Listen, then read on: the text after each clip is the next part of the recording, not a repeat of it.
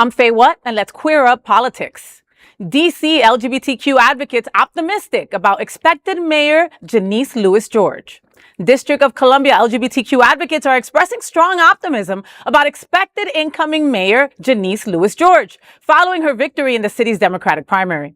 Lewis George secured 54% of the primary vote and is widely favored to win November's general election. Her platform includes several direct policy commitments for the district's LGBTQ population.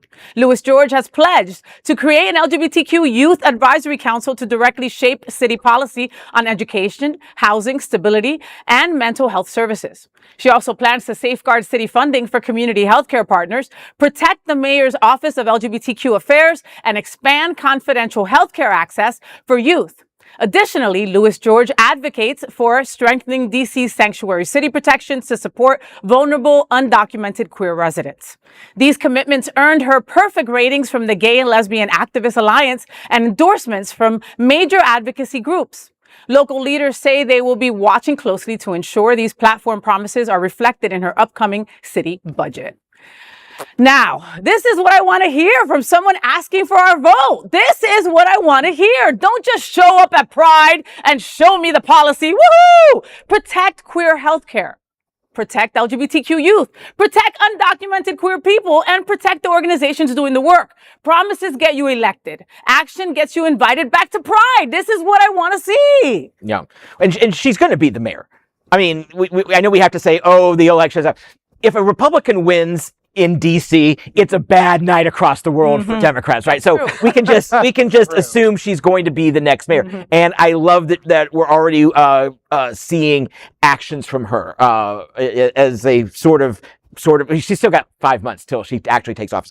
But that said, she's reminding me a lot of these initiatives are like Mandami in New York, who's been in for about 7 months now. So I'm going to call it the Mamdani effect, and she is coming in with policies that speak to our community and actually respond to our community. Yeah, and you reference Mamdani is that if that is the point of reference, I'll take it. You know what I mean? Yeah. What he has done in the last couple of months has just been mind blowing. What he said he was going to do, he's doing. Right? Having the LGBTQ office there, appointing folks who are LGBTQ plus to certain roles, right, in his cabinet. I mean, he's doing exactly what he said he was going to do. I mean, to the point where, have you ever gone to the self-checkout and checked out your own food and said, this isn't my job. Why am I doing this? Well, guess what? He wants to pass a law in New York where if you do self-checkout, you get 10% off.